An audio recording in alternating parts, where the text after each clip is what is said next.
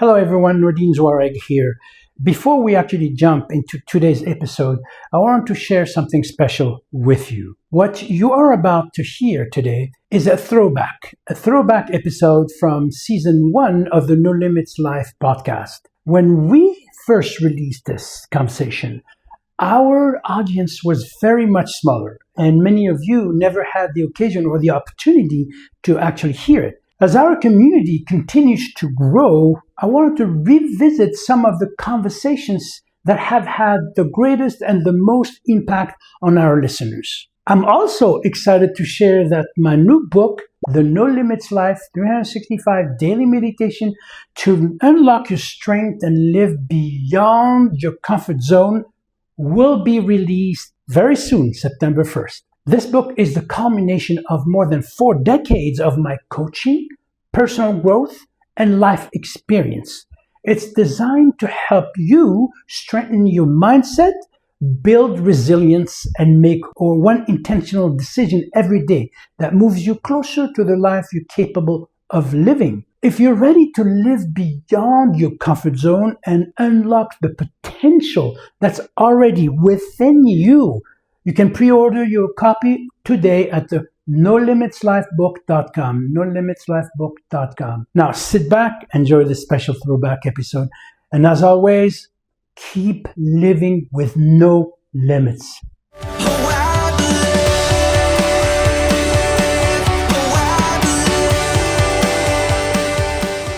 Welcome to the No Limits Life podcast, the show where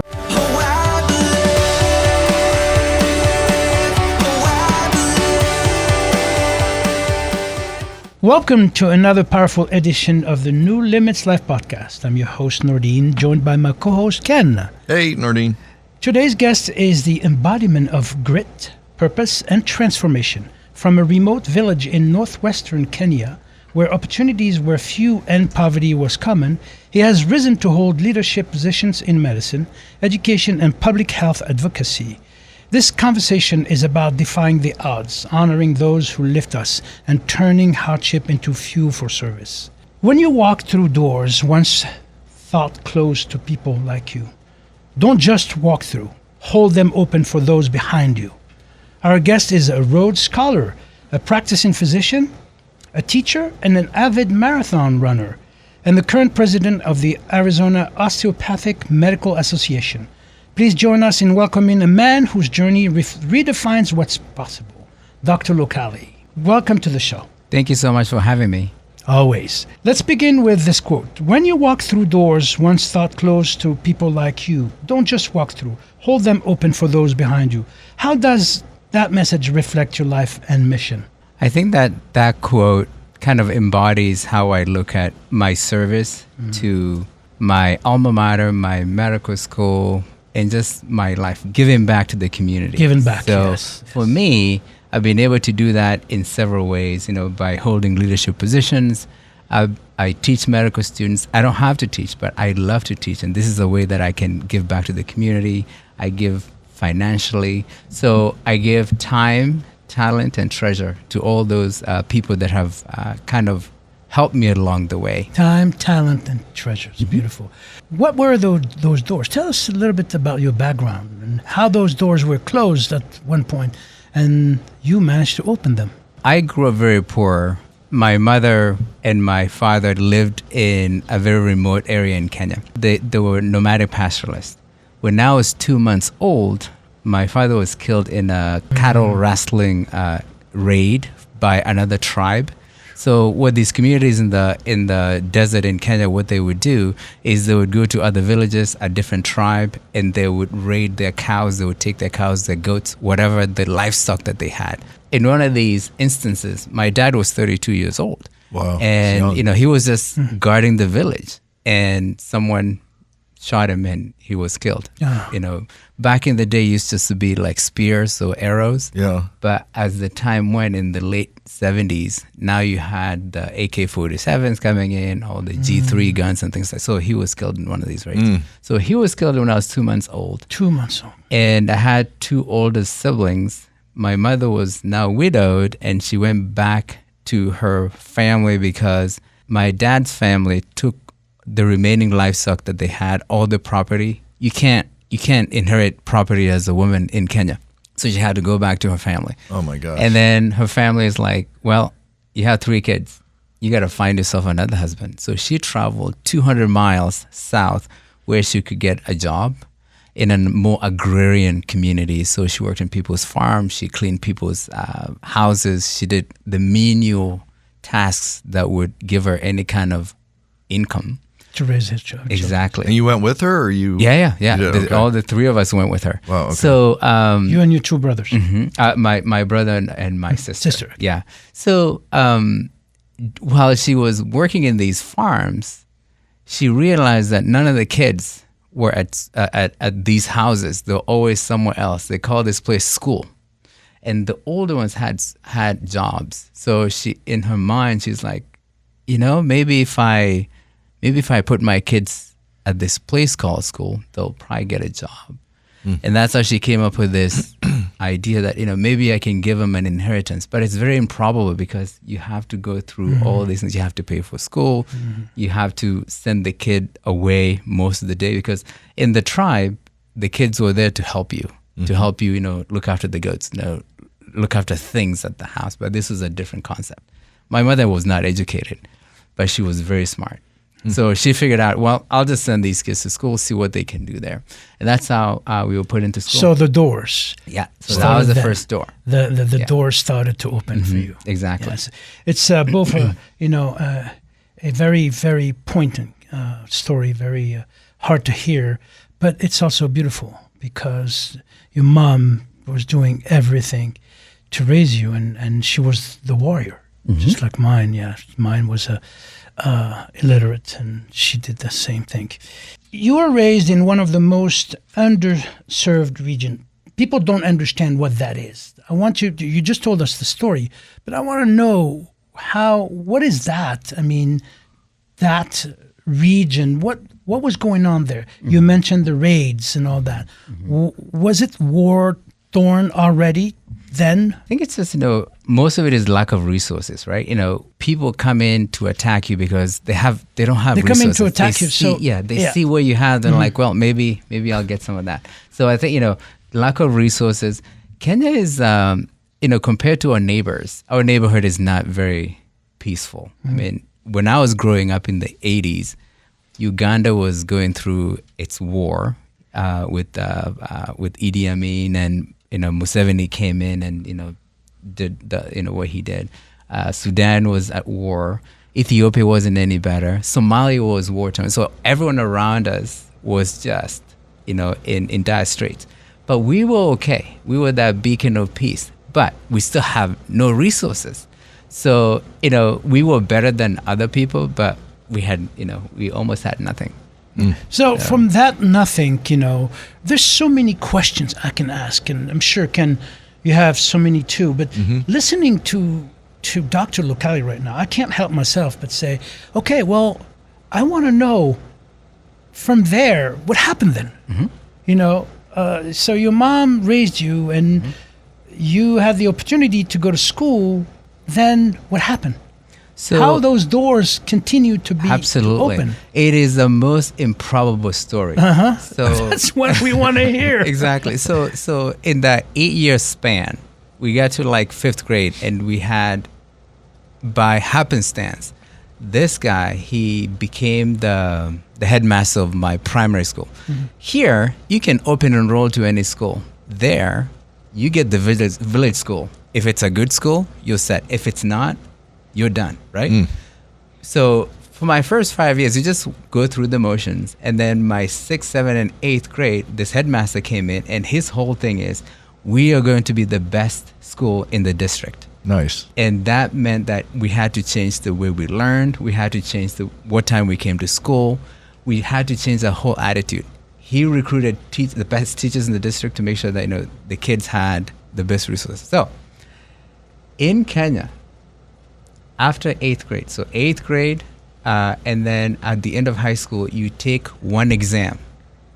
There's no continuous assessment. You get tests so that you can be promoted to the next class.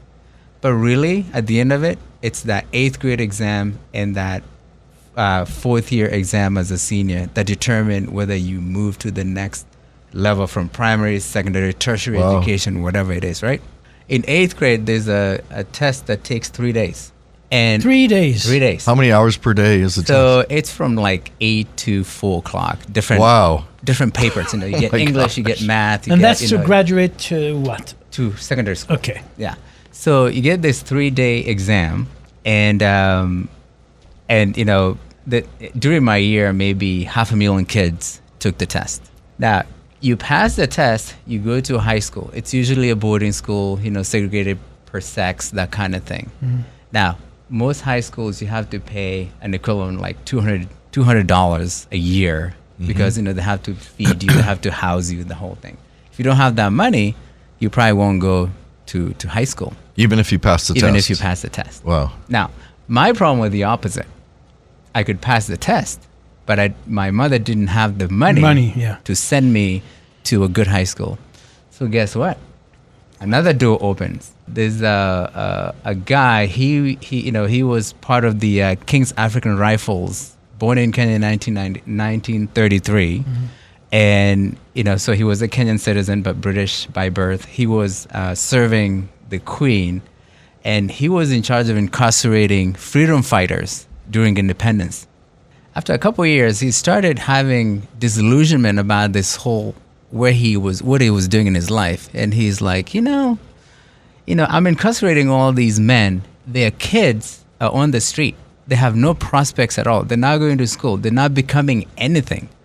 He left that post and started a school that would take care of these destitute children. Wow. Holy cow. Yes. So talking about door opening. Yeah. So in 1959, he starts the school, and he goes to the streets and pretty much brings the kids. And now it developed so much over time that you had to apply, and you had to be in the top 210 boys in the country to get a free scholarship. Mm-hmm. Wow. So out of those 500,000 kids, I was in the top 210. Wow. And I made it to high school, and that's how I paid for high school. So it's like the upper 1%, 2%. Pretty much, yeah. So every kid, all the kids who start primary school in Kenya, 0.1% of them make it to the university. That's how low. We had very few institutions. So you had to be very competitive. So that was another door that opened for me. In high school, though, as a sophomore, I discovered that I could run. I should have known because my cousin is an Olympic champion. 1988. He Marathon, right? 800 meters. Oh. He actually held the world record for 8 years indoors. Gold medalist? Mm-hmm. Wow. Impressive. So, but he was living here. I was there. And then one day I went to visit him. He's like, "So you ran in high school? You were the national championship for secondary schools?" I said, "Oh yeah, I was." It's like, let's see whether we can find you a scholarship. Just the way he got a scholarship in 1987. So that's how I got a scholarship to come to the Virginia Military Institute on a running scholarship. Wow. So that was the other opportunity that kind of opened for me. And while I was at the Virginia Military Institute, Did that mean you had to be in the military? I did not know. It's a state-supported school. So it's not like West Point or Annapolis or one of those federally funded ones. Interesting. So because I was on a track scholarship, I just kind of, I was able to just run and then go to grad school after. So the president of my college happened to be a 1963 Rhodes Scholar. And as a sophomore, he called me to his office and said, "Hey, Mike, so you should really think about applying for the Rhodes Scholarship. You have the academic credentials. You're already a captain of the cross-country team. You're a leader of cadets on the Hill. You have all the things that Cecil Rhodes was looking for when he had that inception of those scholarships." I was like, "Yes, sir, I will apply." But I still have 2 years, right? So I did nothing until when I was a senior. He reminded me again, the door's door opening. is open. All you need to do is go through it. Yes. Your mother. Yeah. At this point. Exactly. How is she thinking? What is she thinking? So, I didn't tell you. So when I was 19, she passed away. Oh. Before I came to the States. Yeah. But I'm sure she's looking down, Sure she being is. very proud of what happened. No, Yeah. your journey is not only amazing, but we learn so much. With stories like such as yourself. As you were growing up, who would you say were the people along the way that inspired you, that encouraged you? There's a multitude of people that, but the ones that really stand out, my mother, of course, you don't have to be Your hero. educated. Yeah, you don't have to be educated to have that insight and the vision, and the ambition to do things. Well, it sounds like she's pretty wise too. She's very wise. Yeah. So my mother, and then my cousin Paul Lorang, he's the one who's like opened a lot of doors for The people. Olympian. Yeah, the Olympian. Okay. People in my tribe. He was the first Olympian from the tribe. He was an unknown freshman at the University of Virginia, who out of nowhere beats the reigning Olympic champion. That's amazing. Joaquin Cruz. So it's just one of those things that, and then of course, Dr. Griffin, the principal of my high school, who really opened doors for me. Because if he didn't have that insight that, we're incarcerating people here, but really, let's look at the future. Let's look at what their children are going to become. Let's take care of the future here. And I mean, he knows that my oldest son's name is Griffin. I named my kid That's after cool. Dr. Griffin. Yeah. So, Doctor, I have a specific question about something you said that was very powerful. Your mom, not being educated, still found the way to open all those doors for you when the door was closed to her. And how did she open that door, without education? What would you think? What do you think happened in her heart and mind to give her the drive? Was it the love for you guys? What was it? I think it's the love for us, and also There's something else. Right? since all the material things were stripped away from her, she had to think. She had to listen. She had to listen to new ways to look at this same problem that we had.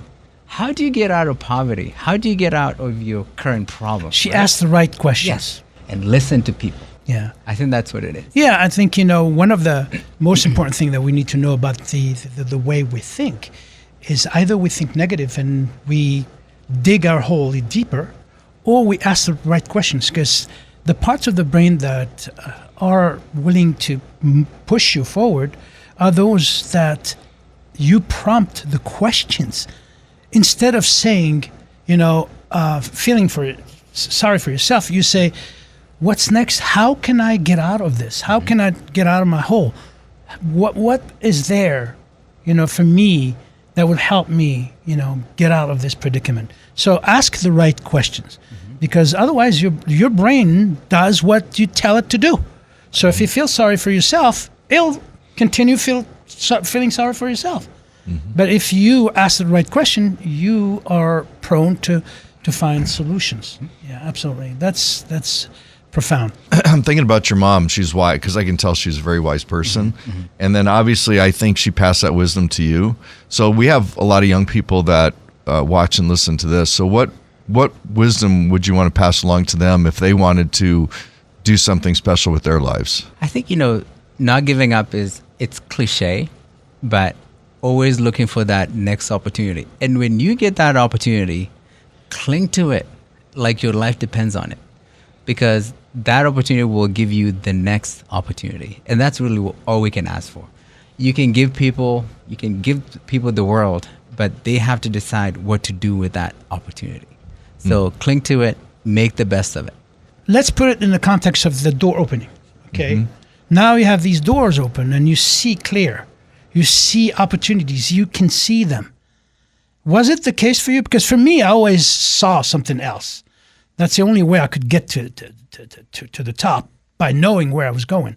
So were you seeing where you were going? So I knew I wanted to be a doctor. Knew you were. Knew I wanted to be a doctor. From what age? How old were you? Maybe 13, 14. Oh. I actually wrote about it in that test, the 8th grade test. The question was, what do you think is the most important job to have? And I talked about being a doctor. How old were you? I was maybe 13 or 14. Yeah. You knew? So I knew, but I didn't know how to get from A to B. And it was these things that fell in place, these opportunities that I looked for, these doors that opened, that really got me from A to B. Knowing the why will bring the how. When you start thinking about the how without knowing the why, you get discouraged. Too much to do. So for me, I was about the same age when I was actually expelled from school, not expelled, but kicked out for a couple of days because I drew the American flag and a muscle man. I knew what I wanted to, not only where I wanted to be, but what I wanted to be, So whether it's a doctor, a champion, whatever you want in your life, is knowing why you want it and what is it that you want. From there, opportunity starts. Not because they come, miraculously. It's because the part of your brain that is responsible for making you move forward is also the one that sees clearly where you're going. So in other words, you are subconsciously doing the things that need to be done, and you're meeting the right people. You put yourself in the right places because you know where you're going. And the opposite is true too. If you don't know where you're going, and that door remain closed, guess what? You can't see anything. You stay where you are. Hence, you dig that hole and deeper and deeper and deeper, and you don't know where you're going. So knowing why and what will bring you the how. This is beautiful. Thank you. Thank you for bringing that up, because this is exactly what happened. It's exactly what happened to a lot of our guests that we had previously on the show. Yeah. Was there a doctor in your life when you were young that inspired you? Not at all. No, it just hit you. Yeah. So and the people who were actually practicing the medicine were more clinical officers, which would be an equivalent of the PAs here, because we were such a remote area. Doctors don't want to live there. Right. So they were more in the cities. So we would go, 12 miles I would walk 12 miles to get my vaccinations. I would walk 12 miles. I would walk 12 miles like every day. You do what, 7 you guys don't to do 20 miles? No. 12, talking about that, 12 feet. In your profession, it's a high stress profession. Many doctors get to a burnout. So how do you keep from getting there? I know that you have your own self-care routine. So can you tell us a little bit more about that? What would you say to doctors that are, either getting to that threshold or are in that burnout? Yeah. So I think, what I would say is, find a hobby that takes you out of that, that rat race. Yeah. For me, it's running. So, there's days I get up at 3 in the morning or 2 in the morning just so I can run my 25 miles if it's a long run.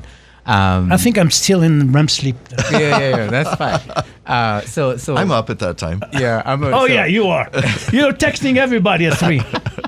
So, I have my running routine down. And then I think the other thing is I spend time with my kids. I spend time with my wife. That is very important. That is, once I'm home, I'm home. Mm-hmm. You know how to detach. Absolutely. Okay. I can put things in silos, in compartments, so that things don't spill into. I mean, there's situations where you're still kind of like, oh, I'm still thinking about that patient. Yeah, so that's very rare. So what you're merely talking about is being engaged but detached from the outcome. Yeah. Okay. No, if somebody pages me, I'll pick up the phone. Yeah, so call them, but finish that. You're still engaged, but you're detached because you're able to switch from that call to back to your family. So it's another thing, that you want other doctors to understand is that put your mind elsewhere. And whether it's your family, running, going to the gym like Ken and I, it's important that you switch, you have the ability to switch, okay? But one of the things that hinders from doing that is fear, okay? People are afraid, and there are many, many, many fears that can go through one's mind, whether it's I have to be there for this patient because she or he is going through this, but you have to be able to detach from that. Okay, or we have too many bills, or whatever the case may be. So that is also something that hold people down and keep them into that mode of attachment mode. So remove that attachment and engage. Would you say? Absolutely. Yeah, I agree. I think, you have to take care of yourself so that you can take care of other people. There's no way, I couldn't tell my patients, hey, you need to lose weight. No. And I don't practice what I preach. I have a big jug of water. I'm sure you've seen it. Tell people, hey, you need to drink, half your body weight in ounces. Oh, wow. I do the same. Yeah. So do as I say, Yeah. Well, or as I do, really. One of the most fascinating things, that happens with you, and I've seen other people, but with you is there is no element of fear when patients come to see you. You have the ability to put them at ease, and you remind me of my father's doctor.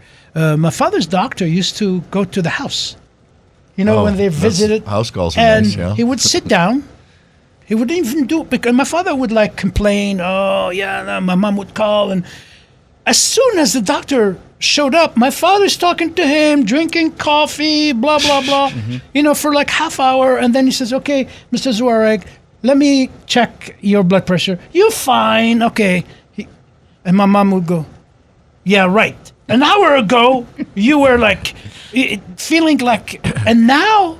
So, because Dr. Chenal, which is the doctor back then, he was our doctor for the whole family, he had the ability to sit down and say jokes, talk, and completely drop that fear, okay? Because I'm convinced that, and correct me if I'm wrong, that the patient has a great deal to do with their own healing. Absolutely. Okay. Yes. I mean, I get 15 minutes with you.